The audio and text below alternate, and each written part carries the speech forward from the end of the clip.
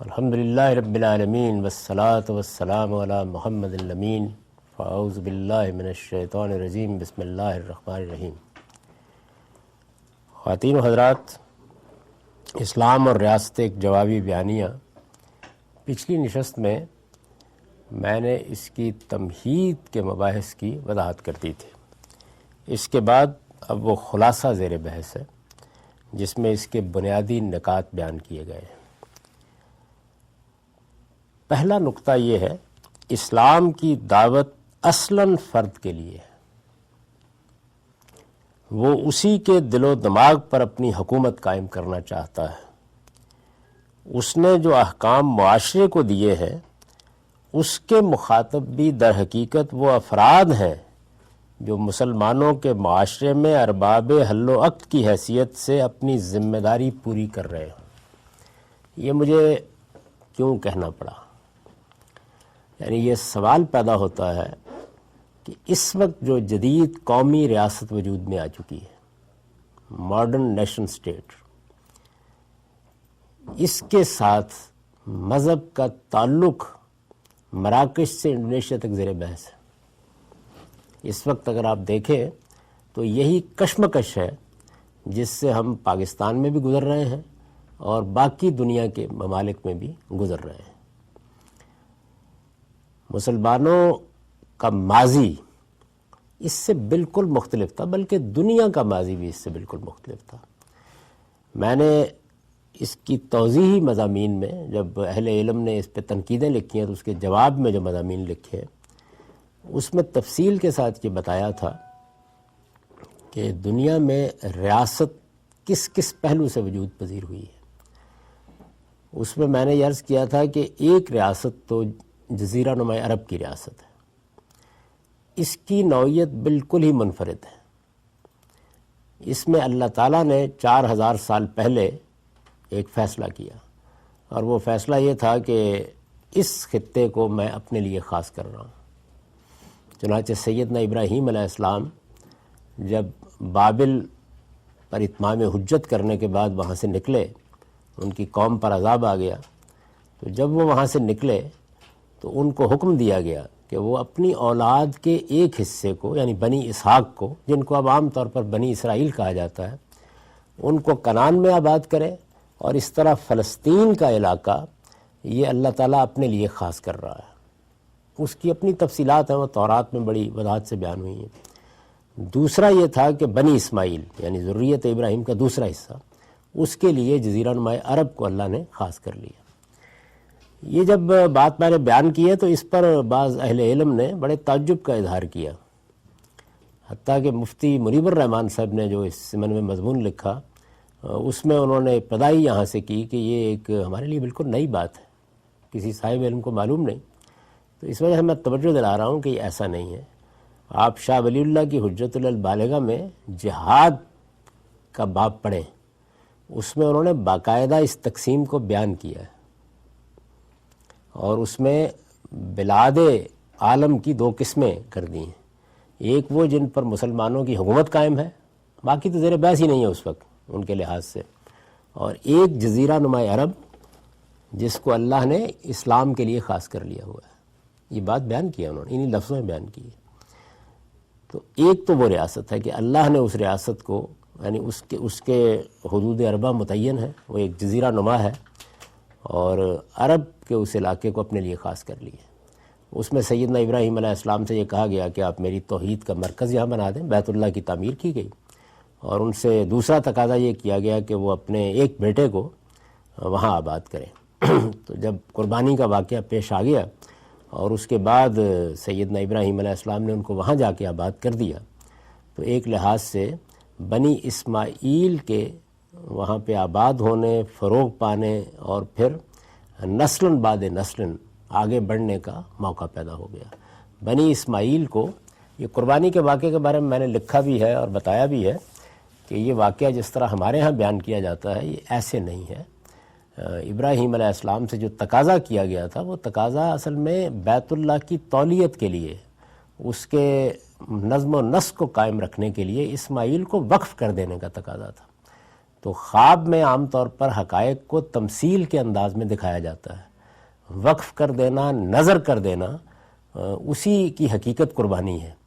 تو ان کو قربان کرتے ہوئے دکھایا گیا۔ مقصود گلے پر چھری پھروانا ابتدا ہی میں نہیں تھا، مقصد یہ تھا کہ وہ اپنے بچے کو خاص کر دیں، یعنی بیت اللہ کے لیے خاص کر دیں۔ تو انہوں نے جب اس کے اوپر بینے ہی جیسے خواب میں دیکھا تھا عمل کیا، تو اللہ تعالیٰ کہتے ہیں کہ قد صدقت الرؤیا، آپ نے تو خواب کو سچ کر دکھایا۔ یعنی اگرچہ یہ بڑا دل نواز واقعہ تھا اور سیدنا ابراہیم علیہ السلام کے اس اقدام کی اللہ تعالیٰ نے بڑی تحسین بھی کی، لیکن اصل مقصود اس سے یہ تھا۔ خواب میں حقائق ایسے ہی دکھائے جاتے ہیں، یعنی اس میں کوئی، جیسے کہ سیدنا یوسف علیہ السلام کا خواب قرآن نے بیان کیا ہے کہ انہوں نے 11 ستاروں کو اور سورج اور چاند کو اپنے سامنے جھکتے ہوئے دیکھا، تو اس کا مقصد کیا تھا؟ اس کا مقصد یہ تھا کہ ایک واقعہ پیش آنے والا ہے جس میں آپ کے بھائی اور آپ کے والدین آئیں گے اور یہی صورتحال اس وقت آپ اپنی آنکھوں سے دیکھ لیں گے۔ تو ایسا ہی معاملہ تھا۔ تو ایک ریاست وہ ہے، اس ریاست میں طے کر دیا گیا ہے کہ صرف مسلمان ہی آباد ہو سکتے ہیں، یعنی جو لوگ اللہ کو ماننے والے ہیں۔ اس سے پہلے بھی وہی تھے اور اس کے بعد محمد الرسول اللہ کے ذریعے سے اس کو پاک کرا لیا گیا۔ اس کے بارے میں احکام ہی بالکل مختلف ہیں۔ وہاں تمام معبد ختم کر دیے گئے، وہاں تمام بتکدے ویران کر دیے گئے، وہاں تمام تھان اور استھان ڈھا دیے گئے، اور اس کو بالکل صاف کر کے یہ بیان کر دیا گیا کہ یہ اب اسلام کی ریاست ہے ہمیشہ کے لیے۔ اور رسول اللہ صلی اللہ علیہ وسلم نے فرمایا کہ لا یجتمع فیہ دینان، اس میں اب قیامت تک 2 دین جمع نہیں کیے جا سکتے۔ ایک ریاست وہ ہے۔ اس ریاست کے بارے میں آپ جو فیصلہ چاہے کریں، وہ اس طرح ایک لحاظ سے اسلام کی ریاست ہے، یعنی اس میں غیر مسلم آباد ہی نہیں ہو سکتے۔ جائیں، دیکھیں، حرم کی زیارت کریں، ملیں ملائیں، کسی کام کے سلسلے میں جائیں، لیکن وہ اس کے شہری نہیں بن سکتے، کوئی بھی نہیں بن سکتا۔ خاص کر لیا گیا ہے اس کو۔ اللہ تعالیٰ یہ کہتے ہیں کہ یہ توحید کا مرکز ہے اور بنی اسماعیل کو یہاں سے خدا کا پیغام ساری دنیا میں پہنچانا ہے۔ یہ جو اس کے بعد اقدام کیا گیا، اس میں ایک پہلو سے تو اتمام حجت کا قانون کام کر رہا ہے، اور دوسرے پہلو سے وہ اتمام حجت کے قانون کو کیوں کار فرما کیا گیا۔ یعنی رسول اللہ وہ خط لکھے بغیر بھی جا سکتے تھے دنیا سے، وہ اس لیے تھا کہ جس طرح فلسطین کی گرد و پیش کی ریاستوں کو ختم کر کے ان کو زیر نگیں کر لیا گیا تھا، وہی کام یہاں بھی کیا گیا ہے، تاکہ ادھر ادھر سے کوئی حملہ اب نہ ہو سکے، چونکہ تاریخ کا ایک بڑا لمبا عمل ہے جو گزر چکا ہے، اور ایسا ہی ہوا ہے کہ وہ بالکل محفوظ ہو گیا اس کے نتیجے میں۔ ایک وہ ریاست ہے۔ دوسرے جو ریاستیں دنیا میں قائم ہوئیں، برطانیہ عظمیٰ کی حکومت ابھی ختم ہونا شروع ہوئی ہے، کوئی زیادہ عرصہ نہیں گزرا۔ یعنی ہمارے ملک کو بھی 1947 میں آزادی ملی ہے، بعض ملکوں کو اس کے بعد آزادی ملی ہے، تو 50-60 سال ہوئے ہیں ابھی۔ 50-60 سال 70 سال پہلے تک دنیا میں ریاست کیسے بنتی تھی؟ ریاست فتوحات سے بنتی تھی۔ یعنی کوئی قوم جب فیصلہ کر لیتی تھی کہ اس کو اتنی طاقت حاصل ہو گئی ہے تو حملہ کر دیتے تھے، اور حملہ کرنا بھی کوئی ایسی بری چیز نہیں سمجھی جاتی تھی، یعنی اس کی تدبیریں، طریقے مختلف ہوتے تھے۔ ایک بڑی طاقت، آپ دیکھیں جب ہم تاریخ پڑھتے تھے تو اس میں چنگیز خان کو بھی ہم فاتح عالمی کی حیثیت سے بیان کرتے تھے، اسکندر کو بھی اسی حیثیت سے پیش کیا جاتا تھا۔ مسلمان بھی بہت سے حملے کرتے رہے، تو اس کے نتیجے میں ریاستیں اس طرح نہیں بنتی تھی جیسے آج کی ریاستیں ہیں۔ یعنی اس ریاست میں تعلق حاکم اور محکوم کا ہوتا تھا۔ انگریز ہمارے حاکم تھے، ہم ان کی رعایا تھے۔ بالکل اسی طریقے سے عثمانی ترک حاکم تھے اور بہت بڑا علاقہ ان کی سلطنت میں شامل تھا۔ رومی سلطنت کا بھی بالکل یہی عالم تھا۔ تو میں نے اس کو بیان بھی کیا پھر ایک اگلے مضمون میں جو اخبارات میں چھپ چکا ہے، اس میں نے یہ بتایا تھا کہ یہ دوسری قسم کی ریاست ہے، اس کی سرحدیں فتوحات طے کرتی تھی۔ آپ قدیم تاریخ کو پڑھیں تو ہندوستان، کابل کبھی ہندوستان کا حصہ ہوتا تھا، کبھی نہیں ہوتا تھا۔ کبھی دریا آمو تک سلطنت پہنچ چکی ہوتی تھی، کبھی نہیں پہنچتی تھی، کبھی برما تک پہنچ جاتی تھی، کبھی سمٹ کے پیچھے آ جاتی تھی۔ تو یہ اصل میں اس بنیاد پر ریاست بنتی ہی نہیں تھی۔ مسلمان بھی ایک لمبے عرصے تک دنیا میں حکومت کرتے رہے ہیں، تو ان کے ہاں بھی حاکم اور محکومی کے 2 تعلقات تھے جن سے وہ واقف تھے۔ یعنی ایک حاکم ہوگا، محکوم ہوں گے، محکوموں کے ساتھ اچھا سلوک کرنا ہے، محکوموں کی عزت نفس مجروح نہیں کرنی۔ یہ بحث ہے۔ بحث یہ نہیں ہے کہ محکوموں کا کوئی فطری حق بھی پایا جاتا ہے۔ ایک اچھا بادشاہ ہے، عام طور پہ یہی کہتے ہیں نا کہ بادشاہ بڑا رعایا پرور تھا، بڑی شفقت سے کام لیتا تھا، لیکن شفقت، محبت، رعایا پروری یہ ایک الگ چیز ہے، اور تعلق ایک بالکل الگ چیز ہے۔ تعلق حاکم اور محکوم کا ہے جو بنیادی طور پر موجود تھا۔ یہ تعلق ہے جس کے ساتھ دنیا میں سلطنتیں بنتی بھی تھیں، بگڑتی بھی تھیں، اور جس کو ٹائن بھی مطالعہ تاریخ میں، اسٹڈی آف ہسٹری میں سلطنت عام کہتا ہے۔ قبائلی زندگی کے بعد چھوٹے چھوٹے علاقوں کے اندر بڑھنے والے راجواڑے، اور اس کے بعد سلطنت عام کا زمانہ، یعنی جن میں بہت بڑے پیمانے پر فتوحات ہوئیں اور بڑی سلطنتیں بنیں۔ رومی سلطنت آپ کو معلوم ہے کہ ایک زمانے میں پورے یورپ میں پھیلی ہوئی تھی، بلکہ ایشیا کا بھی بڑا حصہ اس کے زیر نگیں تھا، مصر بھی اس کا ایک صوبہ تھا۔ اسی طرح ساسانی سلطنت، یہ جو شاہان فارس کی سلطنت ہے، ہندوستان میں بھی بڑی بڑی سلطنتیں قائم ہوئی ہیں۔ مغلوں کی سلطنت، یہ جو بڑے بڑے امپائر جن کا ہم ذکر پڑھتے ہیں، تو ان میں جو تعلق پیدا ہوتا ہے، یعنی اس میں ریاست وہ نہیں ہے جو آج کی ریاست ہے، نہ وہ تصور ہے ریاست کا۔ اس میں تو آپ دیکھیے نا کہ اپنی زندگی کے کم و بیش 25-30 سال اورنگزیب نے گھوڑے پر گزارے، اس لیے کہ وہ دکن کا علاقہ جتنا تھا وہاں بغاوتیں ہوتی رہتی تھیں، تو وہ سلطنت کے دارالحکومت میں بیٹھ ہی نہیں سکتا تھا، اس وجہ سے زیادہ وقت اسی میں گزارا۔ زیر نگی رکھنا ہے، یعنی تعلق کی ایک ہی بنیاد ہے۔ اس میں یہ عنایت ہے کسی بادشاہ کی یا کسی حکمران خاندان کی کہ وہ اپنے آپ کو کسی ملک تک محدود رکھے، اس سے وسیع پیمانے کے اوپر اپنی سلطنت قائم کر لے۔ برطانیہ عظمیٰ کی سلطنت کے بارے میں لوگ کہتے ہیں نا سورج غروب نہیں ہوتا، اس وقت بھی آپ میں سے ہر شخص جانتا ہے کہ اس کے آثار ابھی تک دنیا میں کتنے غیر معمولی ہیں۔ برطانیہ عظمیٰ کے، یعنی ملکہ برطانیہ صرف برطانیہ ہی کی ملکہ نہیں ہے، وہ کینیڈا کی بھی ملکہ ہے، وہ آسٹریلیا کی بھی ملکہ ہے، ابھی بھی اسی طرح ہے، ابھی تک ہیڈ آف اسٹیٹ وہی ہے، یہ تو معلوم ہے نا۔ تو ایک لحاظ سے وہ ایک عظیم سلطنت تھی برطانیہ عظمیٰ کی جو قائم رہی۔ اب یہ امریکہ کتنا بڑا ملک ہے، لیکن بہرحال ایک بر اعظم میں ہے، تو ان کی سلطنت تو دنیا کے سارے بر اعظموں میں پھیلی ہوئی تھی۔ اس کو بھی انہوں نے آباد کیا ہے، آسٹریلیا کو بھی انہوں نے آباد کیا، تو آبادی کے لحاظ سے یا نو آبادیات قائم کرنے کے لحاظ سے بھی ایک بڑی سلطنت تھی۔ اس زمانے میں آپ اس سلطنت کو اسی طرح دیکھتے تھے، آپ بتاتے تھے کہ یہ اتنے ممالک ہیں جو اس سلطنت میں شامل ہیں، اتنی اقوام ہیں جو اس سلطنت میں شامل ہیں۔ تو سلطنت یا حکومت کا تصور حاکم اور محکوم سے بنتا تھا، سرحدیں اس کی فتوحات سے طے ہوتی تھی، یعنی آپ کہاں تک فتح کر سکتے ہیں، کتنے بڑے فاتح ہیں۔ برطانیہ عظمیٰ کے ہاں جب یہ سلسلہ شروع ہوا ہے، بلکہ اس سے پہلے آپ دیکھیں باقی یورپی اقوام میں بھی، مثال کے طور پر الجزائر تو فرانسیسیوں کے پاس رہا ہے، اسی طرح بہت سے علاقے ولندیزیوں کے پاس رہے ہیں۔ یہ ملیشیا، انڈونیشیا میں سب سے پہلے جو ہے وہ ولندیزی پہنچے ہیں۔ تو بہت سی اقوام نے ایک زمانے میں بڑی بڑی سلطنتیں قائم کی، مسلمانوں نے بھی قائم کی۔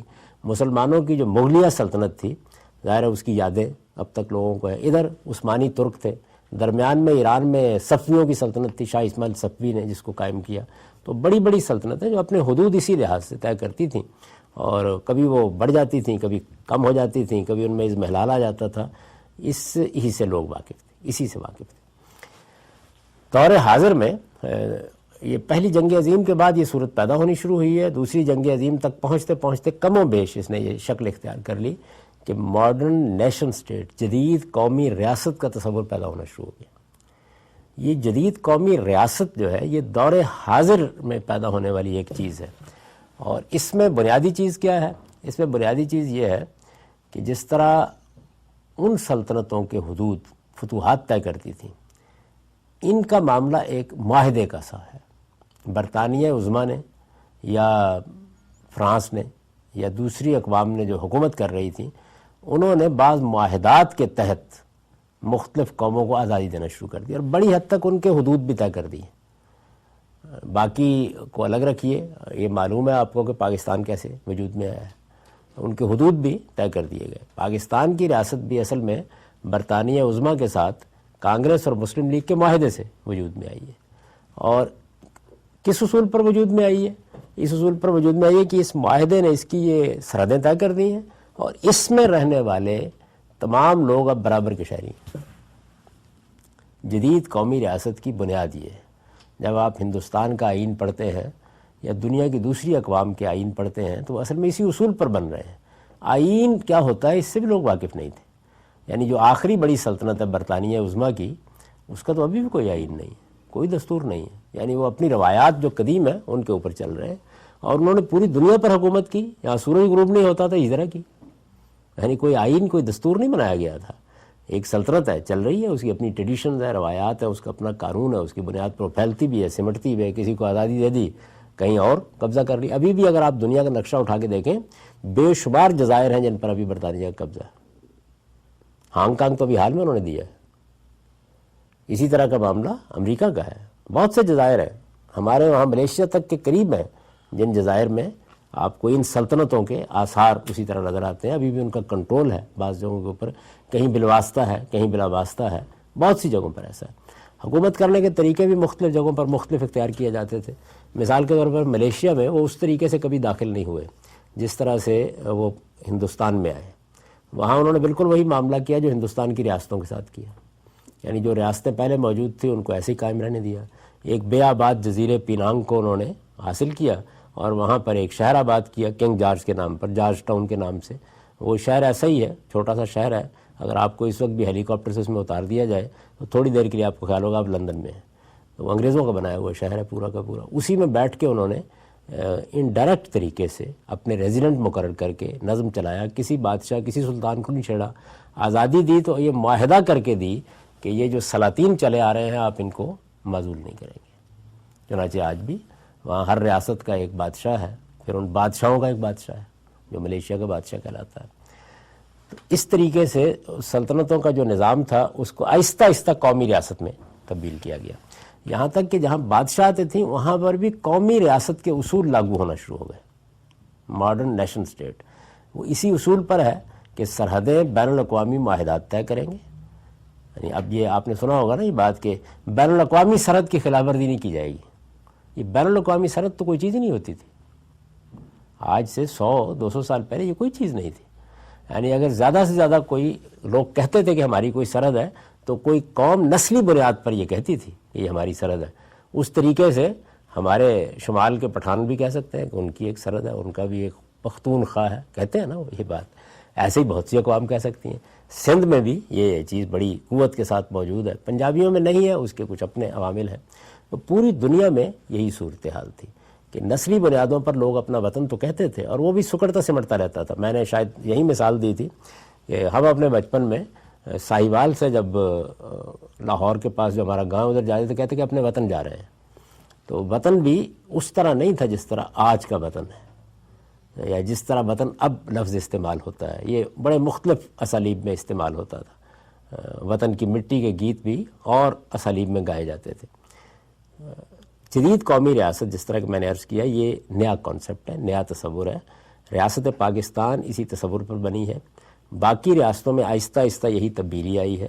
انگریزوں نے جن کو آزادی دی یا جنہوں نے فرانسیسیوں سے آزادی پائی دوسری قوموں سے, وہاں پر بھی انہوں نے اپنے پیچھے جو کچھ چھوڑا ہے وہ اسی قومی کہیں یہ اپنی پوری شکل میں ہے اور کسی جگہ پر یہ ایک عبوری سے پس منظر سے گزر رہی ہے.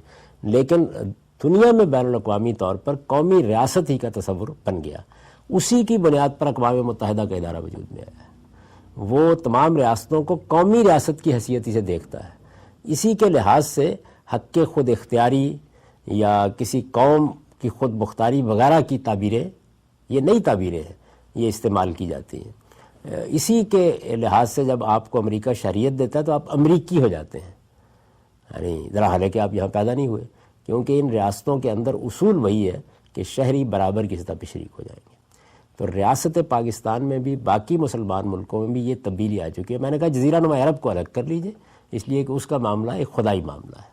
اس وجہ سے وہ شاید عرب کے حکمرانوں کو بھی اس کا پورا شعور نہیں ہے, لیکن بہرحال علماء کبھی کبھی توجہ دلاتے رہتے ہیں کہ یہ ایک بالکل الگ معاملہ ہے. ابھی تھوڑے عرصہ پہلے یہ جو خلیج کی ریاستیں ہیں ان کے بارے میں سعودی عرب کے ایک بڑے عالم نے یہ کہا تھا کہ اس میں اب مسیحیوں کے چرچ اور بعض مندر بننے کی اجازت دی جا رہی ہے, حالانکہ اس سرزمین میں یہ نہیں ہو سکتا.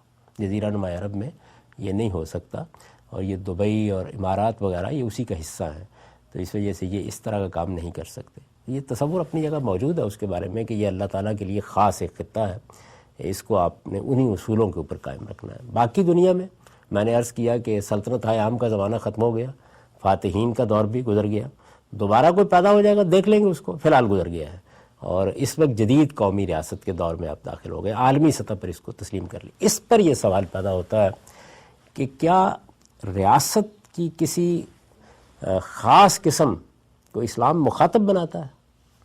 یعنی ظاہر ہے کہ مذہبی لحاظ سے، یہ تو میں نے سیاسی منظر میں جو تبدیلی آئی ہے اس کو بیان کیا، تو یہاں یہ سوال پیدا ہوتا ہے۔ اس سوال کو سامنے رکھ کر میں نے یہ جملہ لکھا ہے کہ اسلام کی دعوت اصلاً فرد کے لیے، یعنی پورے قرآن میں اور اسی طریقے سے پورے حدیث کے ذخیرے میں اللہ تعالیٰ کسی جگہ بھی ریاست نام کی کسی مخاطب نہیں کرتے، سرے سے مخاطب ہی نہیں کرتے۔ اس کا یہ مطلب نہیں کہ ریاست نام کی وہ چیز موجود نہیں ہے، میں نے آپ سے عرض کیا کہ اس کی یہ اقسام ہے، اب یہ جدید قومی ریاست میں بدل رہی ہے، لیکن قرآن اس سے بالکل خالی ہے، وہاں مخاطب ہی نہیں کیا گیا۔ اس جو قرآن مجید کا دقت نظر سے مطالعہ کرنے والے لوگ ہیں جنہوں نے زندگی اس میں صرف کی ہے، وہ یہ جانتے ہیں کہ جب اللہ تعالیٰ یہ معاملہ کرتے ہیں تو اس کا مطلب کیا ہوتا ہے۔ اس کا مطلب یہ ہے کہ ریاست کیسے بنے گی، ریاست کے کیا قاعدے ہوں گے، کیا ضابطے ہوں گے، یہ مذہب کا موضوع نہیں بنایا جا رہا، اس کو انسانوں پر چھوڑ دیا گیا ہے۔ وہ اپنے تجربات کی روشنی میں جو کچھ کرنا ہے کریں، اس میں کوئی چیز اگر اخلاقی لحاظ سے قابل اعتراض ہوگی تو وہ دیکھ لی جائے گی، لیکن بحثیت مجموعی اس کا موضوع نہیں ہے۔ اسلام کی دعوت اصلاً فرد کے لیے ہے، اصلاً کا لفظ بھی زیر بحث رہے، زیر غور رہے، کیونکہ آگے اس کی میں نے تھوڑی سی وضاحت کی ہے۔ اسلام کی دعوت اصلاً فرد کے لیے ہے، یعنی وہ آدمی کو مخاطب کرتا ہے، نہ کہ ریاست کو یا نظم اجتماعی کو، یہ مخاطب ہی نہیں کر رہا، وہ مخاطب کر رہا ہے فرد کو، آدمی کو، اس کو دعوت دے رہا ہے کہ خدا کے پیغمبر تمہیں کیا بتانے آئے ہیں، تم سے کیا چاہتے ہیں، تمہارے لیے ایک نئی دنیا منتظر ہے، موت کے بعد تمہیں ایک زندگی میں داخل ہونا ہے۔ یہاں سے وہ مخاطب کر رہا ہے فرد کو، وہ اسی کے دل و دماغ پر اپنی حکومت قائم کرنا چاہتا ہے۔ یہ تعبیر اس لیے اختیار کی ہے کہ وہ کسی خطہ ارض پر اپنی حکومت نہیں قائم کرنا چاہتا نہیں، یعنی یہ اس کا مقصود نہیں ہے، وہ فرد کے دل و دماغ کو کہتا ہے کہ میری حکومت کو تسلیم کرو۔ یعنی قرآن مجید اللہ تعالیٰ کا تعارف کراتا ہے، آپ دیکھیں وہ چھوٹی سی سورہ جو آپ پڑھتے ہیں، قل اعوذ برب الناس ملک الناس الہ الناس، یعنی وہ کائنات کا رب بھی ہے، وہ معبود بھی ہے اور وہ بادشاہ بھی ہے، لیکن اس کی یہ بادشاہی وہ کس پر قائم کر رہا ہے؟ وہ مجھ پر قائم کر رہا ہے، آپ پر قائم کر رہا ہے، وہ میرا بادشاہ ہے، آپ کا بادشاہ جب میں اس کو مان لیتا ہوں۔ تو اس لحاظ سے وہ اسی کے دل و دماغ پر اپنی حکومت قائم کرنا چاہتا ہے۔ اس نے جو احکام معاشرے کو دیے ہیں، اصلاً کا لفظ کیوں استعمال کیا گیا کہ کچھ احکام معاشرے کو دیے گئے ہیں، یعنی ریاست بطور ایک اینٹیٹی کے تو مخاطب ہی نہیں ہے، معاشرے کو اس کی اجتماعی حیثیت میں۔ اب میں تھوڑی سی وضاحت کر دوں، دیکھیے افراد ہیں، فرد بحیثیت فرد جنگل میں کھڑا ہے، فرد نے ایک عورت کے ساتھ معاہدہ کر کے شادی کر لی، میاں اور بیوی کا رشتہ وجود میں آ گیا، بچے ہو گئے، ماں اور باپ کے رشتے وجود میں آ گئے، بہن بھائی کے رشتے وجود میں آ گئے۔ یہ خاندان ایک دوسرے کے ساتھ اپنی ضرورتوں کے لیے، چونکہ انسان محتاج اور محتاج رہ پیدا کیا گیا ہے، رب پیدا کرنے لگ گئے معیشت معاشرت میں، تو معاشرے کی بنیاد پڑنا شروع ہو گئی۔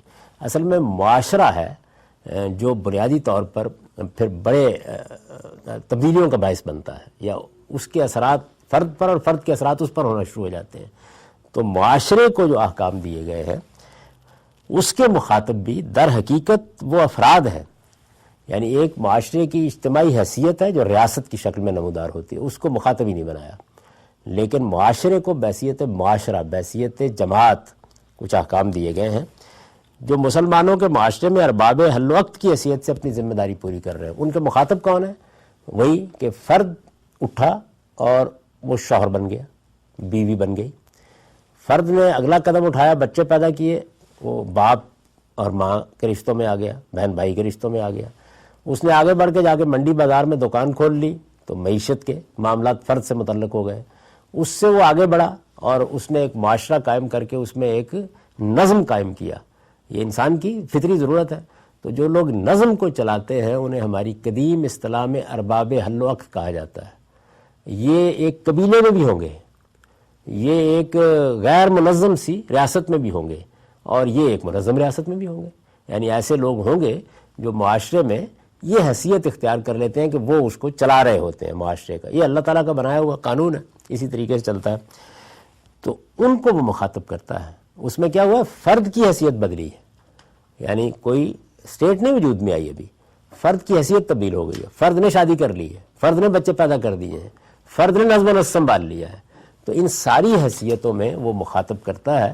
اس لیے وہ لفظ میں نے استعمال کیا تھا کہ اسلام کی دعوت اصلاً فرد کے لیے ہے. تو اس کا مطلب یہ نہیں ہے جیسے کہ بعض لوگوں نے اس کو پڑھنے کے بعد سمجھا کہ فرد کی حیثیتوں کو نظر انداز کر دیا گیا ہے. نہیں، فرد کی ساری حیثیتیں زیر بحث ہیں.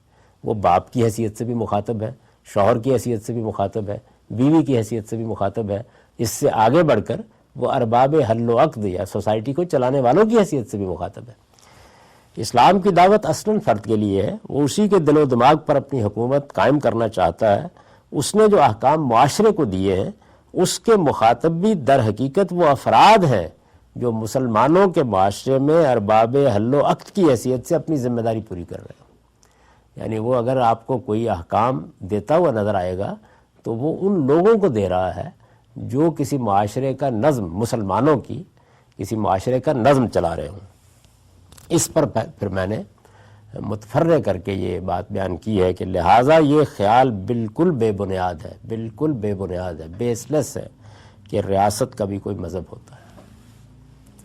یعنی یہ بنیاد ہے جس کے اوپر پھر میں نے یہ کہا ہے کہ لہٰذا یہ خیال بالکل بے بنیاد ہے کہ ریاست کا بھی کوئی مذہب ہوتا ہے.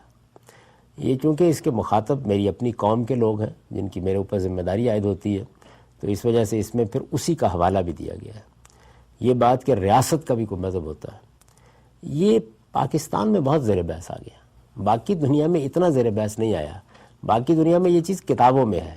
ہم نے یہ طے کیا کہ یہ اسلامی جمہوریہ پاکستان ہے.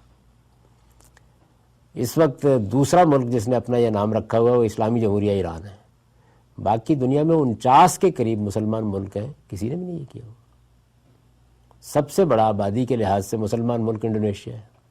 اس وقت سب سے زیادہ مسلمانوں کی آبادی وہیں ہے، اس کا بھی نام اسلامی جمہوریہ انڈونیشیا نہیں. ملیشیا کا نام بھی اسلامی جمہوریہ ہے، ملیشیا نہیں ہے. تو یہ ہم کیا کر رہے ہیں، ہم نے نام رکھا کیونکہ ہم اپنی نفسیات میں یہاں کھڑے ہیں، اور اس نفسیات تو پس منظر میں تھی. اس نفسیات کو علم کلام ایک طرح سے دیا ہے مولانا سید ابو اللہ صاحب مودودی نے. انہوں نے ہی پاکستان میں آنے کے بعد مطالبہ نظام اسلامی کی مہم اٹھائی جو 4 نکات پر مبنی تھی، اور اس میں یہ سوال پیدا کر دیا کہ ریاست کو کلمہ پڑھنا چاہیے. یعنی اس سے پہلے 14 صدیوں میں فرد ہی کو کلمہ پڑھایا جاتا تھا، فرد مشرف با اسلام ہوتا تھا. کوئی آدمی ہندو ہے، سکھ ہے، مسیحی ہے، وہ مسلمان ہوتا تھا. انہوں نے یہ ایک نیا تصور دیا کہ ریاست کو بھی کلمہ پڑھنا چاہیے. تو اس کا مطلب یہ ہے کہ ریاست کو اسلام نے اپنی دعوت پہنچانے کے لیے کوئی حکم دیا ہوا ہے. میں اس کی نفی کر رہا ہوں کہ ایسا کوئی حکم نہیں ہے. ریاست کو مشرف با اسلام نہیں ہونا. اسلام کی دعوت افراد ہی کے لیے ہے، وہ فرد کو اسلام کی دعوت دیتا ہے. لہذا یہ اگر کہے کہ کوئی آدمی کہ فلاں مذہب کا پیرو، مثلا ہندو ہے، کوئی سکھ ہے، بدھ مت کا پیرو ہے، وہ مشرف با اسلام ہو گیا، تو آپ نام رکھتے ہیں نا اس کا. پھر وہ اگرچہ کوئی ضروری بات نہیں، لیکن عام روایت یہی ہے کہ آپ مسلمانوں والا نام رکھیں. تو جب یہ تصور پیدا ہوا کہ ریاست کو بھی کلمہ پڑھنا ہے، اس کو بھی مشرف با اسلام ہونا ہے. آپ کے علم میں ہے کہ جب قرارداد مقاصد پاس ہوئی تو اس وقت وہ باقاعدہ حیات تھے، تو انہوں نے کہا کہ ریاست نے کلمہ پڑھ لیا ہے، اب گویا مسلمان ہو گئی ہے ریاست. اس وجہ سے جو پہلے انہوں نے ایک فتویٰ دے رکھا ہوا تھا جو ایک استفتاء کے جواب میں کے عنوان سے چھپتا ہے کہ کوئی شخص اگر ڈاکخانے کی ملازمت بھی کرتا ہے، یعنی بڑی بے سی ہے نا، خط پہنچانا ہے آپ نے، ڈاکخانے کی ملازمت بھی کرتا ہے تو وہ طاغوت کی ملازمت کرتا ہے. اس وجہ سے یہ جائز نہیں ہے. ہندوستان میں ان کا کہنا یہی تھا. اسی طرح سے وہ اس بات کو تسلیم کرنے کے لیے تیار نہیں تھے پاکستان بننے کے بعد کہ کوئی شخص پاکستان کی فوج میں بھرتی ہو سکتا ہے. یہ تو گویا طاغوت کے لیے لڑنے کے مترادف تھا. تو اس موقع پر پھر انہوں نے کہا کہ اب ریاست نے کلمہ پڑھ لیا ہے تو اب اس کے احکام بدل گئے ہیں، مسلمان ہو گئی. یہ بات سمجھ رہے ہیں نا، یہ بات اس سے پہلے اسلامی تاریخ میں کہیں زیر بحث ہی نہیں ہے. لوگ اس سے واقف ہی نہیں تھے. آپ کے علم میں ہے کہ موجودہ دور میں یعنی یہ جو اسلامی جمہوریہ ایران ہے، اس کے نام سے ہی آپ یہ اندازہ کر سکتے ہیں کہ اگرچہ ایک شیعہ ریاست وجود میں آئی ہے، لیکن مولانا سید ابو اللہ صاحب مودودی کے اثرات وہاں بھی پوری طاقت سے پہنچے ہیں، ورنہ کہیں بھی نہیں ہے. پھر اسی کے تحت عمارت اسلامی افغانستان، تو وہاں بھی دیکھیے یہ لفظ استعمال کیا گیا، عمارت اسلامی، اسلامی جمہوریہ آپ نے استعمال کیا، انہوں نے عمارت اسلامی کیا۔ اس سے پہلے جو یعنی یہ مولانا مودودی کے غلبے سے پہلے، یہ غلبہ ہوا ہے نا مولانا سید ولي اللہ مودودی صاحب کی، میں اس کا تعارف کرا چکا ہوں اس سے پہلے کی نشستوں میں بڑی تفصیل کے ساتھ، کہ کیسے امام غزالی اور ابن تیمیہ اور شاہ ولی اللہ کے بعد انہوں نے ایک عالمگیر سطح پر اپنا اثر پیدا کیا، اور اس میں لوگوں کی بات کرنے کے اسالیب بدل گئے، انہوں نے ان کی اصطلاحات کو اختیار کر لیا۔ یہ میں اس کی طرف توجہ دلا رہا ہوں کہ ان کے غلبے کے بعد، ان کے فکری غلبے کے بعد جو پوری دنیا پر ہوا ہے، اس کے بعد ایران میں انقلاب آیا تو اسلامی جمہوریہ ایران، ان کے اپنے ملک میں سیاسی عمل شروع ہوا تو اسلامی جمہوریہ پاکستان، طالبان نے حکومت قائم کی تو عمارت اسلامی افغانستان، یعنی جمہوریہ کی جگہ عمارت آ گئی۔ ان سے متصل پہلے 1917 میں جو پہلی مذہبی حکومت قائم ہوئی، اور جس کی تحریک بالکل مذہبی بنیادوں پر اٹھی، یعنی محمد بن عبد الوہاب نے ایک چھوٹے سے گاؤں میں اپنی تحریک کی ابتدا کی، اس کے بعد رعیہ کے شیوخ ان کے ہاتھ پر بیعت کر کے ان کے ساتھ شامل ہو گئے۔ پھر اس زمانے میں عثمانیوں کی حکومت قائم تھی، ان کا جو مکے کا گورنر تھا وہ شریف کہلاتا تھا، شریف مکہ، تو اس کی حکومت الٹ دی گئی، اور سلطان عبدالعزیز بن سعود نے پورے جزیرہ نما پر پہلے تو ایک حصے پر قبضہ کیا تھا، پھر آہستہ آہستہ پورے جزیرہ نما میں قبضہ کر لیا۔ تو جو حکومت وہاں قائم ہوئی اس کا نام کیا ہے؟ المملکت العربیہ السعودیہ، نہ اسلامی نہ جمہوریہ، حالانکہ وہ پہلی مذہبی حکومت ہے، اور وہ حکومت ہے جو اس وقت بھی سرزمین عالم پر یہ کہتی ہے کہ اس کا دستور قرآن و سنت ہے، یہ کہتی ہے۔ جب آپ سوال کیا جاتا ہے کہ آپ کا دستور آئین کیا ہے تو کہتی ہے قرآن و سنت ہے، لیکن مملکت کا نام اس سے پہلے کی تاریخ میں آپ اطمینان کے ساتھ تاریخ پڑھ رہے ہوتے ہیں، سلطنت بنو امیہ، سلطنت بنو عباس، اندلس کی اموی حکومت، سلطنت عثمانیہ، ان میں سے کوئی بھی اسلامی جمہوریہ نہیں کسی میں۔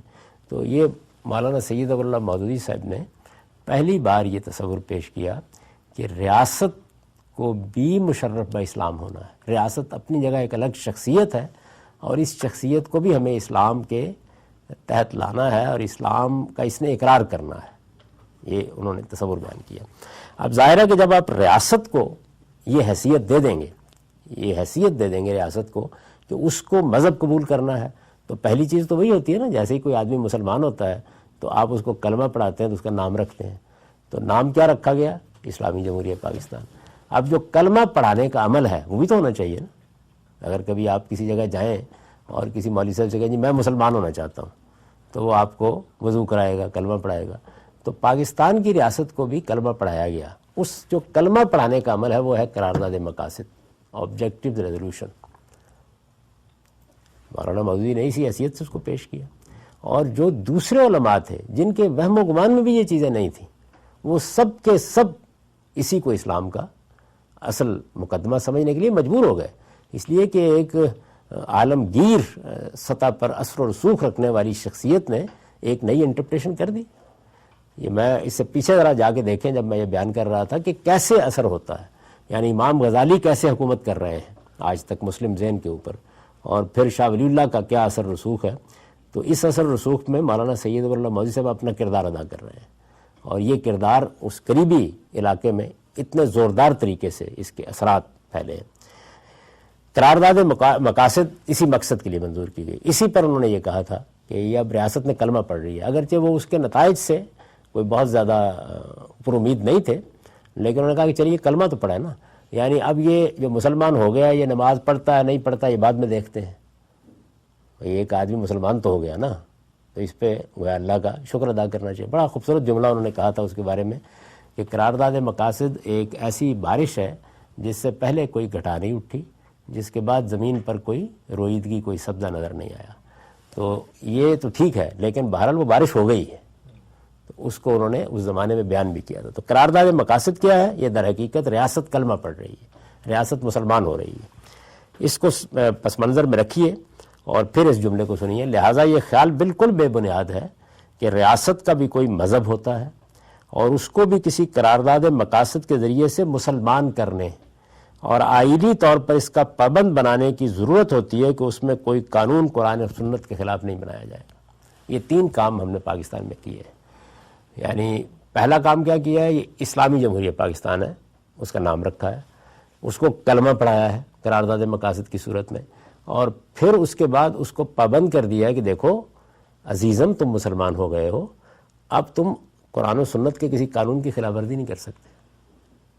یہ سارا عمل بالکل ایسے ہی ہوا ہے جیسے کہ کسی مسلمان آدمی پہ آپ کریں، یعنی ایک مسیحی آپ کے پاس آیا، اس نے کہا کہ میں مسلمان ہونا چاہتا ہوں، تو آپ یہ تینوں کام کریں گے نا، کلمہ پڑھائیں گے، مشرب اسلام کریں گے، اس کا اسلامی نام رکھیں گے، اور اس کے بعد اس کو اگلی بات کیا کہیں گے، یہی کہیں گے کہ دیکھو اب تم نے قرآن و سنت کے کسی حکم کی خلاف ورزی نہیں کرنی۔ تو مولانا سید ابو اللہ مودودی صاحب کے زیر اثر تمام علماء بھی، ان کے سخت ترین مخالفین بھی اس معاملے میں ان کے ہمنوا ہو گئے۔ پہلی مرتبہ یہ انہی کا قلم اور انہی کا فکر ہے جس کا ظہور علماء کے 22 نکات میں ہوا ہے۔ 31 علماء کے 22 نکات ہیں نا، جو قرارداد مقاصد سے پہلے مرتب کیے گئے تھے، یعنی اس میں سید سلیمان ندوی صاحب کی قیادت میں 31 بڑے علماء اکٹھے ہوئے، جس میں مولانا سید ابو اللہ صاحب مودودی بھی تھے، اور یہ جو 22 نکات ہیں یہ کم و بیش انہی کے قلم کا نتیجہ ہے۔ ایک لحاظ سے وہ علماء کو بھی اس کا قائل کرنے میں کامیاب ہوئے، اس کو ایک باقاعدہ جہت عطا کرنے میں بھی کامیاب ہوئے۔ شروع میں جب انہوں نے یہ بات کہنی شروع کی تو اس کے خلاف بڑا شدید رد عمل تھا۔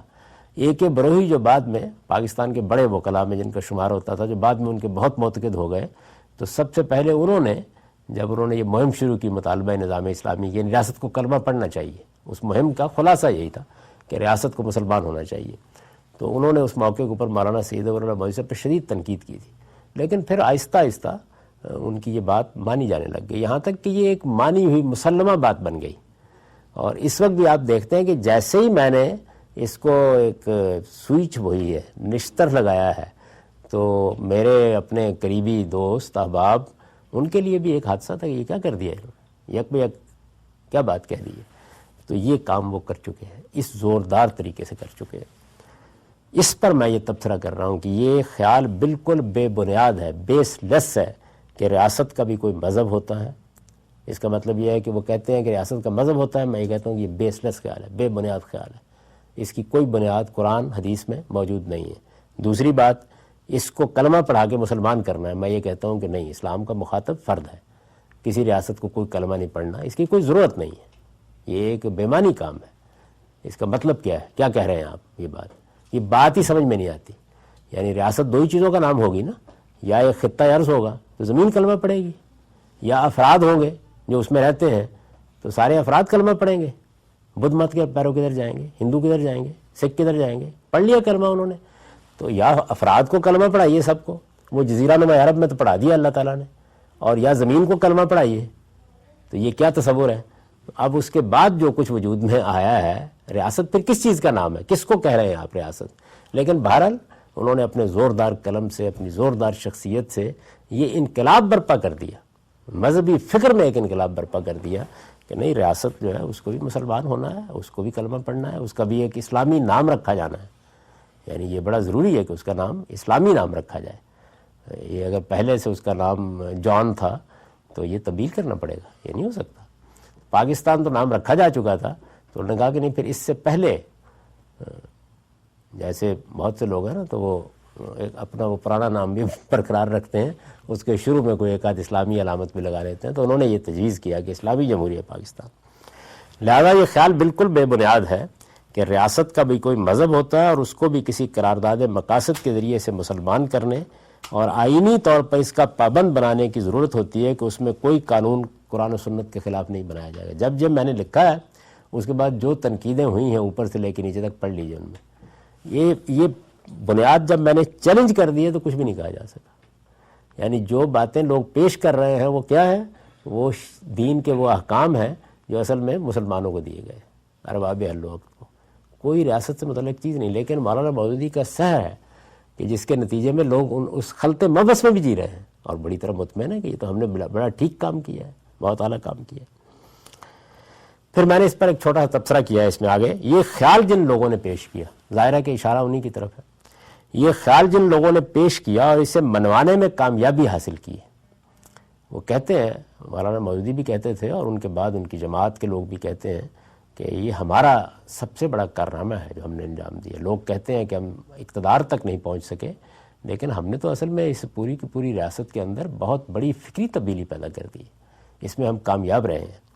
یہ خیال جن لوگوں نے پیش کیا اور اسے منوانے میں کامیابی حاصل کی ہے، انہوں نے اس زمانے کی قومی ریاستوں میں، قومی ریاست اس سے پہلے نہیں پائی جاتی تھی، اس زمانے کی قومی ریاستوں میں، نیشن سٹیٹس میں مستقل تفرقے کی بنیاد رکھ دی، مستقل تفرقے کی بنیاد رکھ دی، اور ان میں بسنے والے غیر مسلموں کو یہ پیغام دیا ہے کہ وہ در حقیقت دوسرے درجے کے شہری ہیں۔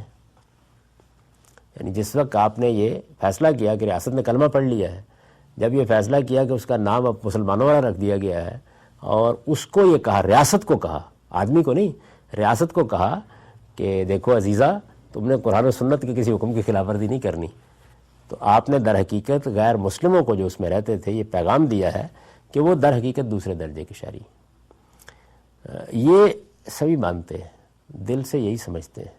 مولانا سید ابوالعلا صاحب مودودی بھی اس سے خوب واقف تھے، ہر آدمی واقف تھا، لیکن یہ بات، یہ دوسرے درجے کے شہری ہیں غیر مسلم، موجودہ زمانے میں کہتے ہوئے بہت ڈر لگتا ہے لوگوں کو۔ تو ایک مرد کلندر تھا جو پوری شان کے ساتھ یہ کہتا ہوا دنیا سے رخصت ہوا، آپ کے علم میں ہوگا، ڈاکٹر اسرار احمد صاحب۔ آپ یاد کریں کہ جس وقت ایک پروگرام ہوا کرتا جواب دے، اس میں افتخار احمد صاحب نے یہ نازک سوال ان سے پوچھ لیا تھا۔ باقی لوگوں سے پوچھا جائے تو مانتے سبھی ہیں، لیکن وہ آئیں بائیں شائیں کرتے ہیں۔ انہوں نے کہا ہاں میں یہ کہتا ہوں کہ غیر مسلم دوسرے درجے کے شہری، سیکنڈ کلاس سٹیزن، پورے زور کے ساتھ۔ میں نے داد دی کہ آپ کی بات سے اختلاف کیا جا سکتا ہے، لیکن آدمی میں یہ جرت تو ہونی چاہیے کم سے کم، جو مانتا ہے۔ کہا انہوں نے ان میں بسنے والے غیر مسلموں کو یہ پیغام دیا ہے کہ وہ در حقیقت دوسرے درجے کے شہری ہیں، جن کی حیثیت، یعنی اب جب آپ نے ریاست کو کلمہ پڑھا دیا اور اس کا نام بھی رکھ دیا، مسلمان کر لیا اس کو، اور اس کو پابند بھی کر دیا کہ تم نے سنت کے کسی حکم کی خلاف ورزی نہیں کرنی، تو اب اس کے بعد وہ جو دوسرے درجے کے شہری ہیں، جن کی حیثیت زیادہ سے زیادہ، اب حیثیت کیا ہے ان کی اس ریاست میں، ایک محفوظ اقلیت، پروٹیکٹڈ مائنورٹی کی ہے، یعنی وہ برابر کے شہری نہیں رہے۔ ریاست میں جو ان کو حیثیت جدید ریاست کا کانسیپٹ دے رہا تھا وہ ختم ہو گئی، اس کے بعد وہ اب دوسرے درجے کے شہری ہیں، اور ان کی حیثیت ایک پروٹیکٹڈ مائنورٹی کی ہے۔ تو میں نے لکھا ان میں بسنے والے غیر مسلموں کو یہ پیغام دیا ہے کہ وہ در حقیقت دوسرے درجے کے شہری ہیں، جن کی حیثیت زیادہ سے زیادہ ایک محفوظ اقلیت، پروٹیکٹڈ مائنورٹی کی ہے، اور ریاست کے اصل مالکوں سے، اصل مالک کون ہے؟ مسلمان، اور ریاست کے اصل مالکوں سے وہ اگر کسی حق کا مطالبہ کر سکتے ہیں تو اسی حیثیت سے کر سکتے ہیں، یعنی وہ یہ مان کر مطالبہ کریں گے کہ جی ہاں ہم دوسرے درجے کے شہری ہیں، ہم یقیناً اس ریاست کے اصل مالک نہیں ہیں، ہماری حیثیت ایک پروٹیکٹڈ مائنورٹی کی ہے، ہمیں آپ ازراہ کرم یہ حق دے دیجئے، یہ جگہ ہم نے ان کو دے دی ہے۔ اس کے بعد تو یہ پہلا نقطہ ہے جس کو میں نے بیان کیا۔ سب سے زیادہ آپ جانتے ہیں کہ 4 نقطوں پر رد عمل ہوا، جن میں سب سے زیادہ اسی کے اوپر ہوا۔ اس کے بعد پھر میں نے وہ آرٹیکل لکھا جس میں میں نے بتایا کہ ریاست اور حکومت میں کیا فرق ہوتا ہے۔ یہ ریاست اور حکومت کا جو فرق ہے یہ پہلے بھی ایک درجے میں موجود تھا، چنانچہ اپنی بعض بحثوں میں میں نے یہ بتایا کہ رسول اللہ صلی اللہ علیہ وسلم جب الجماعت اور السلطان کہتے ہیں تو اس سے وہ بالکل وہی مراد لیتے ہیں جو ہم اسٹیٹ سے لیتے ہیں آج کل کے زمانے میں، اور حکومت کے لیے جو الفاظ استعمال کرتے ہیں وہ امارہ یا امامہ کے الفاظ استعمال کرتے ہیں۔ یعنی یہ اس کا مطلب یہ ہے کہ تصور موجود ہے اپنی جگہ، لیکن موجودہ زمانے میں اسٹیٹ اور گورنمنٹ کا فرق پولیٹیکل سائنس میں ایک بالکل متعین شکل میں سامنے آیا ہے۔ یہ اس سے پہلے اتنا واضح یا اس طریقے سے موجود نہیں تھا۔ یہ دور حاضر میں پچھلی 2-3 صدیوں میں یہ ڈیولپمنٹ بتدریج ہوئی ہے، پہلے یہ فرق نہیں ہوتا تھا، یعنی اسٹیٹ ایک الگ چیز ہے اور حکومت ایک الگ چیز ہے۔ اس کو موجودہ زمانے میں بالکل متعین کر دیا۔ تاہم اس کا ایک آپ کہہ سکتے ہیں، رسول اللہ کہتے ہیں کہ سلطان سے تم نکلو گے تو یہ ماتا میتتن جاہلیہ۔ الجماعت کا لفظ بھی اسی معنی میں استعمال ہوا ہے، وہ اردو کا پارٹی نہیں ہے، عربی کا ہے۔ اسی وجہ سے سیدنا امیر معاویہ کے ساتھ جب حضرت حسن کی صلح ہو گئی تو اسے عام الجماع کہا گیا، گویا اسٹیٹ اپنی اصل شکل میں نمودار ہو گئی ہے۔ مسلمانوں کی ریاست اب ایک جگہ جمع ہو گئی ہے۔ حکومت کے لیے ہمارے ہاں امارت، امام، امیر یا امام کے الفاظ زیادہ تر استعمال، بعد میں خلیفہ کا لفظ استعمال ہونے لگ گیا۔ تو اس سے جو مقصود تھا، جس چیز کو مجھے واضح کرنا تھا، وہ یہ ہے کہ اسلام کا مخاطب فرد ہے، اور مولانا سید ابو اللہ صاحب مودودی نے جس طرح یہ کارنامہ انجام دیا کہ جہاد کے بارے میں، جہاد اصلاً کفر کے خلاف ہوتا ہے، یہی تصور تھا اور یہ موجود تھا ہمارے ہاں، لیکن اس میں کچھ مبہم جگہیں تھیں۔ وہ ابہام کہاں سے پیدا ہوئے؟ وہ ابہام وہاں سے پیدا ہوئے کہ ایک طرف بعض لوگوں کے خلاف یہ کارروائی کی گئی کہ ان کا قتل عام کرنے کا حکم دے دیا گیا، اور کچھ لوگوں کے ساتھ یہ معاملہ کیا گیا کہ جزیہ دو، اسلام لاؤ۔ تو یہ ایک ابہام پیدا ہوتا ہے نا، یعنی آپ اب کھڑے ہو کے نہ دیکھیں، جبکہ اس کو ہم نے بالکل واضح بتا دیا ہے کہ یہ اصل میں بات کیا ہے۔ قدیم فکر میں یہ ایک مبہم معاملہ ہے، اس کو حل کرنے کی امام شافعی بھی کوشش کرتے ہیں، دوسرے لوگ بھی کوشش کرتے ہیں۔ مولانا سید ابو اللہ مودودی صاحب نے، میں پیچھے بعض نشستوں میں واضح کر چکا، جس طرح اس کو ایک بالکل متعین شکل دے دیا الجہاد فی الاسلام میں، بالکل اسی طریقے سے وہ ریاست خلافت کے جو تصورات موجود تھے اور جو اصل میں اس واقعے سے پیدا ہوئے تھے، جس کا میں نے تجزیہ کر کے بتایا کہ وہ کتنا عظیم واقعہ تھا، انہوں نے اس کو بھی جدید اصطلاحات میں لا کر یہ صورت دے دی۔ یعنی یہ جو ریاست ہے بن گئی ہے، یہ ریاست اصل میں اب کلمہ پڑے گی۔ ان کے طریقے کے مطابق تو اصل میں آگے بڑھ کے اس فکر کو پھیلنا چاہیے تھا، اور ملیشیا کو بھی اسلامی جمہوریہ ہے، ملیشیا ہی ہونا چاہیے تھا، اس کو بھی اسی بات کا اعلان کرنا چاہیے تھا۔ چنانچہ ان کے زیر اثر ہر ملک میں یہ تحریکیں اٹھ کھڑی ہوئی، ہر جگہ ہے۔ مصر میں جب اخوان کی حکومت قائم ہو گئی تو آپ جانتے ہیں کہ جو پہلے اقدامات کیے گئے وہی کیے گئے۔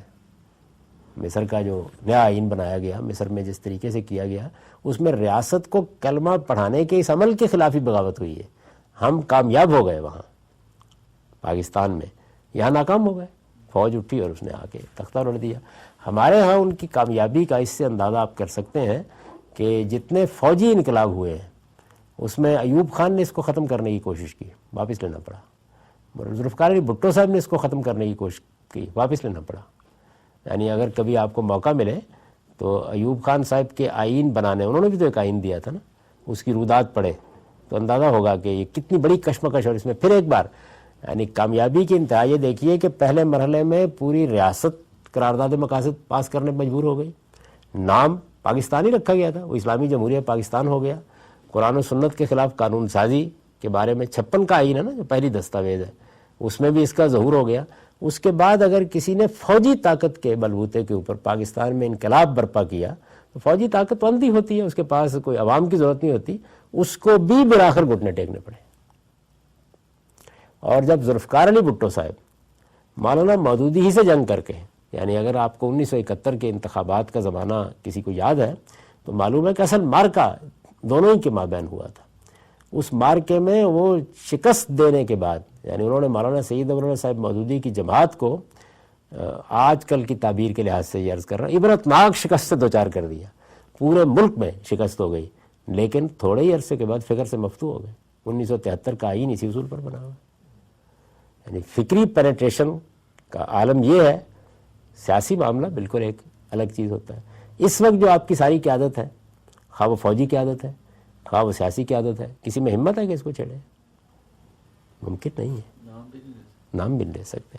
لیکن بہرحال میرا یہ فرض تھا کہ میں یہ واضح کر دوں کہ مولانا سید ابو اللہ صاحب مودودی نے یہ ایک بالکل نئی چیز پیدا کی ہے، اور نئی چیز میں کوئی فرق نہیں پڑتا، ہونی چاہیے اگر وہ قرآن و سنت پر مبنی ہو، لیکن یہ بالکل بے بنیاد اور بالکل بیس لیس چیز ہے۔ اور پاکستان میں تو اب معلوم نہیں کب ہم اس صورتحال کو درست کر سکیں گے۔ کوئی شخص کہہ سکتا ہے، بعض لوگوں نے کہا بھی کہ بھئی اب ہو گیا ہے نا، غامدی صاحب اپنا آپ تنقید کریں۔ تو میرے پیش نظر اصل میں یہ نہیں ہے، محض یہ ہے کہ اس عمل کو مزید آگے نہیں بڑھنا چاہیے۔ یعنی باقی ملکوں میں بھی بہت سے لوگ ایک ایسے کام کے لیے منظم ہوں گے، ہو رہے ہیں، ہر جگہ ہیں۔ میں ملیشیا میں جانتا ہوں کہ بہت غیر معمولی تنظیم ہے ان لوگوں کی، وہ اندر ہی اندر بہت سا کام کر رہے ہیں اس مقصد کے لیے، اور جگہوں پر بھی وہ یہ کام کر رہے ہیں۔ تو مقصد یہ تھا کہ میں یہ بتا دوں کہ قرآن مجید کی روشنی میں یہ سارا عمل ہی بالکل بے بنیاد اور بالکل بیس لیس ہے، اس کی کوئی حقیقت نہیں ہے۔ یہ پہلا نقطہ ہے جس کی میں نے وضاحت کر دی ہے۔ اس کے بعد اس کے بارے میں ظاہر ہے کہ بہت سی توضیحات اور سوالات ہوں گے، تو میں یہیں اس کو ختم کر رہا ہوں. دوسرے نقطے پر کسی اگلی نشست میں گفتگو ہوگی. اقول و قولی ھذا واستغفر اللہ لی ولکم. میرا ایک چیز پہ کوئی اطلاع نہیں ہوا، پہلے بھی جب میں نے آپ کو پہلی دفعہ مضمون پڑھا تھا، تو یہ جو رسول پاک صلی اللہ علیہ وسلم نے فرمایا کہ لا یجتمع دینان، یہ اصل میں لیسر الدین کلہ کی تشریح نہیں؟ بالکل فرع ہے، لیکن اس فرع کو آپ نے واضح کیسے کیا؟ واضح اس طریقے سے کیا کہ جو غلبہ میں نے اس وقت قائم کر دیا ہے اس کا ایک لازمی نتیجہ یہ بھی ہے کہ اب یہاں پر پھر کسی اور کو نہیں آنا ہے. نہیں، یہ تو آپ نے اپنے جو مخاطبین جو المشرکین تھے یا جو بنی اسماعیل اس وقت تھے، اس کے بعد آئندہ زمانوں تک اس کو کیسے تو کہنے کی ضرورت ہی نہیں تھی، وہ تو کام آپ نے کر دیا تھا پہلا. یہ اصل میں اسی کی فرع واضح کیا آپ نے، اور یہ بتایا ہے کہ یہ جو میرے ذریعے سے یہاں جو کام ہوا ہے اس کے دو مقاصد تھے. ایک مقصد یہ تھا کہ میں ایک رسول کی حیثیت سے اتمام حجت کروں اور اس کے بعد یہاں پر دین کا غلبہ قائم ہو جائے، یہ ایک مقصد تھا. دوسرا مقصد یہ تھا کہ یہ ابراہیم کا حرم ہے، میں اس کو بت پرستی سے شرک سے پاک کر کے ہمیشہ کے لیے اس کی اصل صورت پر بحال کر دوں. رسول اللہ کی بعثت ان دو مقاصد کے لیے ہوئی. تو لیظہرہ علی الدین کلہ میں آپ نے پہلے مقصد کو بیان کیا ہے، اچیو کیا ہے. دوسرا جو ہے یہ ہے جو بیان کیا گیا ہے.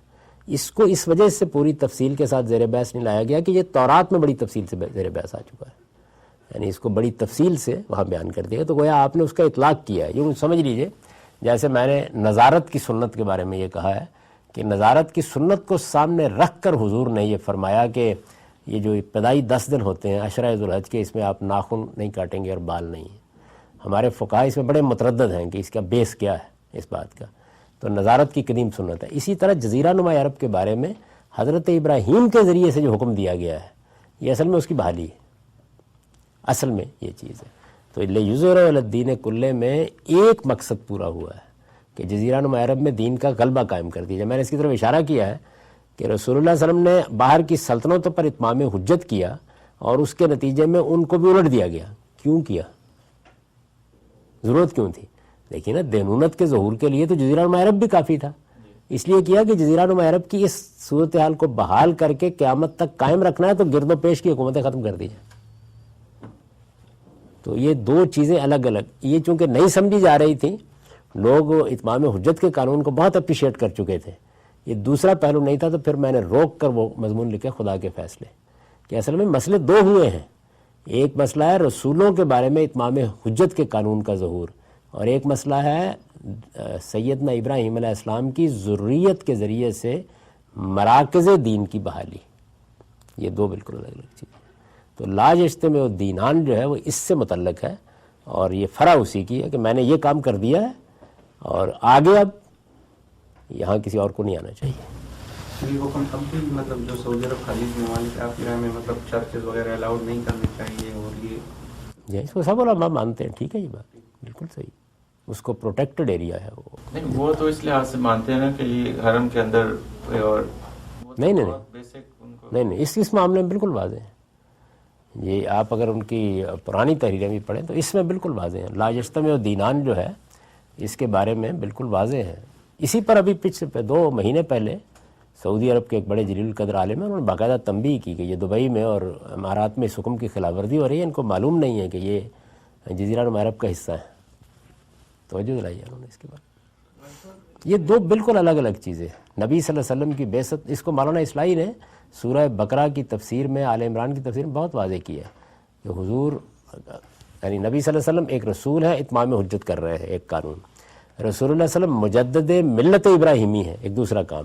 رسول اللہ صلی اللہ علیہ وسلم نے جس مقصد کے لیے حرم کو آباد کیا گیا اور اسماعیل کو آباد کیا گیا تھا اس کو بحال کیا. تو یہ تینوں کام ہوئے ہیں نبی صلی اللہ علیہ وسلم کے ذریعے سے. آپ نے ابھی ایجپٹ کا جو ایگزامپل دیا تھا تو اس میں آپ کا اسی لحاظ سے اوپینین کیا ہے؟ کیونکہ وہ تو جمہوری لحاظ سے حکومت آئی تھی ان کی، بے شک وہ شاید غلط مقصد پہ یا غلط نیریٹو پہ قائم کر رہے تھے، لیکن آئی تو جمہوریت اور کے لحاظ سے تھی کہ اس میں اکثریت نے ان کو چنا تھا. تو آرمی نے جب ان پہ ایکشن لیا اس نیریٹو کے خلاف، تو اس میں ہم کہاں کھڑے ہیں؟ ہمیں آرمی ایکشن تو میرے نزدیک کوئی سوال ہی نہیں، کسی کو حق ہی نہیں ہے لینے کا. میں تو ایک منٹ کے لیے بھی کسی ملک کی فوج کو یہ حق دینے کے لیے تیار نہیں ہوتے. طریقہ کار تو یہی ہونا چاہیے تھا کہ وہ جمہوریت کی جو حکومت کی اکثریت میں بڑی سے بڑی غلطی بھی اگر کوئی جمہوری حکومت کر رہی ہے تو جمہوری طریقے ہی سے اس غلطی کی اصلاح ہوگی، کیونکہ یہ تو طریقہ اگر اختیار کر لیا جائے گا، میرے نزدیک تو ہم سب کی آواز جو ہے وہ اس سے بحث نہیں ہے کہ اخوان کے نظریے میں کیا غلطی ہے، یہ بحث نہیں ہے. اصولی بات یہ ہے کہ جمہوری طریقے سے منتخب ہونے والی حکومت کو بندوق کے زور پر گھر نہیں بھیجا جا سکتا. جاوید صاحب، یہ پرسیکیوشن کے ضمن میں نہیں آئے گا کہ ہر شخص کو مذہبی آزادی ہے؟ آپ تو ایون جزیرہ نما عرب میں بھی اب پیغمبر تو آگئے، ان کا تو وہ قانون اس پہ نافذ ہو گیا، ان کے انہوں نے حق اتمام حجت کر لیے، وہ تو ٹھیک ہے. خدائی کا فیصلہ ہے نا، خدا نے 2 فیصلے کر رکھے ہوئے ہیں. یہ فیصلہ کر رکھا ہے کہ یہ زمین میری ہے، تو آپ اگر سمجھتے ہیں کہ آپ اب خدا کی اس بات کو نہیں مانتے تو چلے جائیے جہاں بھی جانا ہے. لیکن یہ خدا کو کائنات کا مالک ہے، فیصلہ کرنے کا حق ہے کہ میں نے یہ علاقہ اپنے لیے خاص کر لیا. بھائی اتنی بڑی پھیلی ہوئی زمین آپ کو دی گئی ہے، ایک چھوٹا سا کچھ 1000 مربع میل کا علاقہ اللہ تعالیٰ آپ کو دنیا میں بھیجنے کے بعد بے بس ہو گیا کہ وہ اپنے لیے خاص نہیں کر سکتے. یہ تو ہم کہہ رہے ہیں نا، خدا آ کے خود تو نہیں بول رہا، وہ تو پیغمبر کے زبان سے بول دیا اس وقت کہ اب جو ہے وہ بات نہیں بہت بولا ہے. یہ تو بائبل کو آپ پڑھیں تو اتنی وضاحت سے اس کو بیان کر دیا ہے کہ میں نے ابراہیم کی ذریت کو کیسے اٹھایا ہے، ان کو کیا ذمہ داری دی ہے، اور پھر اس کے بعد یہ کہا ہے کہ یہ جو ارض مقدسہ ہے کتب اللہ لکم، میں نے لکھ دی ہے تمہارے لیے. یہ اس میں تو کوئی کسر نہیں چھوڑی، قرآن نے بھی بیان کیا ہے. قرآن مجید کی سورہ مائدہ میں جہاں یہ زیر بحث آیا معاملہ بنی اسرائیل کے حوالے سے، وہاں میں نے البیان میں بتایا ہے کہ قرآن مجید نے یہاں 2 باتیں کہی ہیں. ایک یہ کہا ہے کہ یہ ارض اب مقدسہ ہو گئی ہے، مقدس جی سورہ مائدہ میں مقدسہ ہو گئی ہے. مقدسہ کا مطلب یہ ہے، کیا مطلب ہے؟ یہ دیکھیں نا، ایک لفظ ہے نا مقدس، مقدسہ، تو لوگ غور نہیں کرتے. اس کا مطلب ہے میں نے اپنے لیے خاص کر لی ہے، اور اپنے لیے خاص کر کے کتب اللہ لکم، تمہارے لیے لکھ دی، یعنی مسلمانوں کے لیے. تو اب آپ کو اس سرزمین میں، اور ان کو تو آسانی ہوئی ہے کہ رسول اللہ یہ کام کر کے چلے گئے. وہ جہاں حضرت موسیٰ کی امت کو کرایا گیا ہے یہ کام، اس کی تفصیلات ذرا پڑھیں بائبل میں. تو یہ خطے خدا کے، وہ فلسطین خالی کر دیا ہے، اللہ تعالیٰ نے چھوڑ دیا ہے اس کو، اس لیے کہ وہ قوم 2000 سال کے بعد بغاوت پہ اتر آئی جس کو منتخب کیا گیا تھا، اور جزیرہ نما عرب اسی حیثیت سے باقی. لیکن جس طرح آپ مطلب پاکستان میں غیر مسلم پرسپیکٹیو سے دیکھتے ہیں اور آپ کہتے ہیں کہ میں ان کی لڑائی لڑ رہا ہوں، لیکن یہاں سے اگر آپ پھر غیر مسلموں کی پرسپیکٹیو دیکھیں، ہاں تو غیر مسلموں سے خالی کرایا نا پہلے، خدا کا پیغمبر وہ کام کر گیا، دونوں کام کر دیے. غیر مسلموں سے خالی بھی کرا لیا اور آئندہ کے لیے بھی کہہ بھی دیا کہ اب نہیں آئے. مسلم کے لیے تو یہ سوال بنتا ہے نا کہ ہمیں ایک خاص جگہ پہ کیوں آباد نہیں کیا جا رہا ہے، ہمیں کیوں؟ یقیناً تو ان کو بتایا جائے گا کہ یہ خاص جگہ جو ہے، اس زمین ساری خدا کی ہے اور یہ اس نے اپنے لیے خاص کر لی. اس سے خدا کو کیسے روکا جا سکتا ہے؟ یہ کام ہم مسلمانوں نے نہیں کیا، اللہ تعالیٰ نے خود کر دیا ہے. لیکن یہی بات جو ہے نا پھر مطلب ہمارے جو لوگ ہیں جس کے خلاف آپ لڑے، وہ یہی کہہ رہے کہ پاکستان کا علاقہ ہے، مسلمانوں کا ہے، ہمارا حق ہے اس پہ، اور ہم مطلب اگر اس کے حق میں وہ کوئی قرآن مجید کی سند یا پیغمبر کی پیش کر دیں گے تو سرنڈر. بات یہ ہے کہ استدلال کی 2 ہی بنیادیں ہو سکتی ہیں، یا وہ استدلال علم کی بنیاد، علم و عقل کی بنیاد پہ ہوگا، یا کسی مذہبی سند کی بنیاد پر ہوگا. تو میں یہ جب کہتا ہوں کہ یہ بے بنیاد ہے تو اس کا مطلب یہ ہے کہ کوئی نہ علم و عقل میں بنیاد موجود ہے، نہ مذہبی استدلال میں بنیاد موجود ہے. اگر وہ بنیاد مولانا مودودی پیش کر دیتے یا کوئی آپ میں سے پیش کر دے گا تو پھر تو بات ختم ہو گئی. وہ بنیاد بتانی چاہیے. جزیرہ عرب کی آپ تسلیم کرتے ہیں وہ مذہبی استدلال ہے، پوری شان سے 4000 سال سے موجود ہے، یعنی وہ تو سارا مذہبی لٹریچر بھرا پڑا ہے اس سے.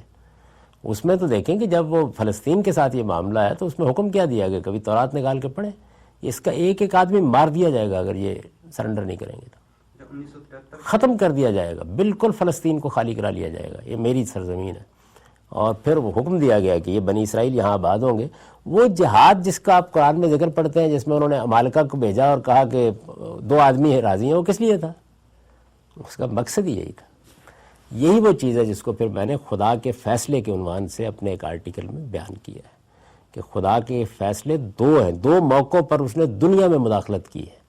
ایک رسولوں کو جب بھیجا ہے اس وقت مداخلت کی ہے، بار بار کی ہے، اور دوسرے ان 2 علاقوں کو خالی کرانے کے لیے مداخلت کی ہے. کون سا آرٹیکل ہے؟ یہ اسی عنوان سے خدا کے فیصلے، اب تو میری کتاب مقامات میں موجود ہے، مقامات میں ہے اور سائٹ پر الگ بھی مل جائے گا. 1973 کے آئین میں اگر ہم نے جمہوری طریقے سے لکھ دیا کہ کوئی قانون قرآن و سنت کے خلاف نہیں بنایا جائے گا تو اس میں کیا مطلب ہے؟ ایک جمہوری حق ہے ہمارا پاکستانی مسلمانوں کی، مطلب ہم اکثریت میں ہیں، ہمیں یہ جمہوریت کے روح سے یہ جائز ہے، ہم آپ مطلب تنقید کر سکتے ہیں. آئین ریاست کا ہوتا ہے، حکومت کا نہیں ہوتا. آپ کو اکثریت حق کی حکومت دیتی ہے، ریاست کی نوعیت طے کرنے کا حق آپ کو کیسے حاصل ہوگا؟ لیکن جمہوریت کے ذریعے تو ہم فیصلے کر سکتے ہیں حکومت کے بارے میں. مطلب ہر آئین بھی بنا سکتے ہیں کیونکہ جمہوری فیصلہ ہے، پارلیمنٹ پاس کرے. آئین جب بھی آپ بنائیں گے تو آپ کو تمام ریاست کے شہریوں کی مرضی کو شامل کرنا ہوگا. ہاں بالکل شامل ہے، وہ مذہبی اقلیت تو شامل ہے، لیکن چونکہ فیصلے اکثریت سے ہونے ہیں اور ہماری اکثریت سے فیصلہ. دیکھیے جمہوریت جو ہے اس کا یہ مطلب نہیں کہ آپ ہر فیصلہ کر سکتے ہیں. کیا آپ اپنی پارلیمنٹ میں اکثریت سے یہ فیصلہ کر سکتے ہیں کہ غامدی صاحب روزانہ 1 گلاس روح افزا پئیں گے؟ غلط کہہ سکتے ہیں لیکن جمہوری حق ہے. بالکل. تو میں بھی یہی کہتا ہوں آپ نے غلط فیصلہ کیا ہے، لیکن آپ کا جمہوری حق تھا کہ آپ نے فیصلہ کر لیا. مطلب میں بھی تو یہی کہہ رہا ہوں. برطانیہ میں غلط کہہ سکتے ہیں، یہ اس کو نفاذ کہتے ہیں، اس کے اوپر تنقید کی جائے گی.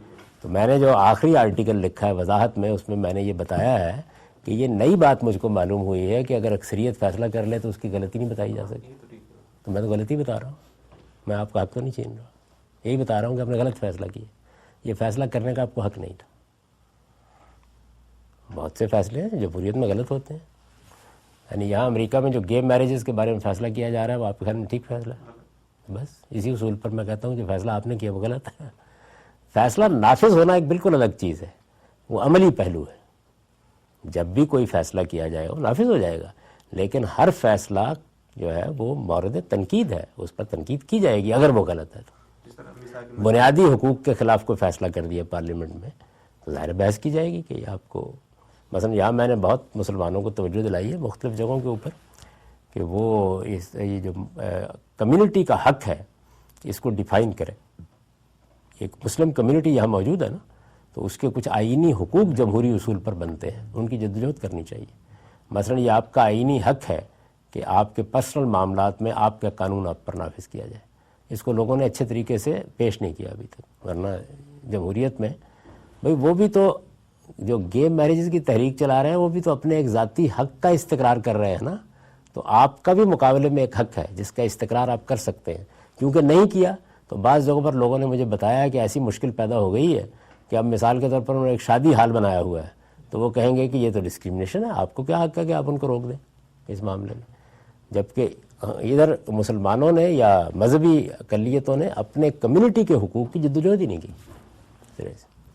تو میرا کہنا یہ نہیں ہے کہ آپ کو یہ فیصلہ کرنے کا حق نہیں ہے، وہ جمہوری حق ہے آپ کو. جیسے میں نے مرسی صاحب کے بارے میں کہا کہ ان کا جمہوری حق تھا، فیصلہ انہوں نے بالکل غلط کیا، بے بنیاد فیصلہ کیا، اس کی کوئی ضرورت نہیں تھی. اس کے ذریعے سے جو قدم آگے بڑھ گئے تھے جمہوریت کی طرف وہی پیچھے چلے گئے. فیصلے پر تنقید اصول کے لحاظ سے کی جاتی ہے، وہ کر رہا ہوں. میثاق مدینہ میں اس کی بنیاد نہیں ملتی جس میں لکھا گیا تھا کہ مطلب آخری فیصلہ قرآن کا ہوگا. رسول اللہ صلی اللہ علیہ وسلم میثاق مدینہ کیا تھا؟ ایک میثاق تھا، ایک ریاست تھا. کن کے مابین؟ یہود. تو آپ بھی عیسائیوں سے یہ دستخط کروا لیں. تو جو پارلیمنٹ کا حصہ ہے نا ہمارے لیے. نہیں، انہوں نے کبھی اس کے حق میں ووٹ نہیں دیا، انہوں نے اس پہ سخت احتجاج کیا. تاریخ کو پڑھیں، 11 آدمی تھے، 11 نے 2 مسلمانوں نے اور 11 انہوں نے اس کے خلاف ووٹ دیا. 11 غیر مسلم تھے اس وقت دستور ساز اسمبلی میں، 2 آدمی مسلمانوں میں سے بھی ان کے ساتھ چلے گئے. میاں افتخار الدین نے اس کے خلاف ووٹ دیا تھا. آپ بھول چکے ہیں کہ اتنا بڑا ظلم ہوا ہے. یہ کوئی چھوٹے پیمانے پہ نہیں ہوا، بڑے پیمانے پہ ہوا ہے. اور جیسے جیسے یہ بات نمایاں ہوگی تاریخ معاف نہیں کرے گی. میرے نزدیک تو مشرقی پاکستان کی علیحدگی کی بنیاد بھی اسی سے رکھ دی گئی.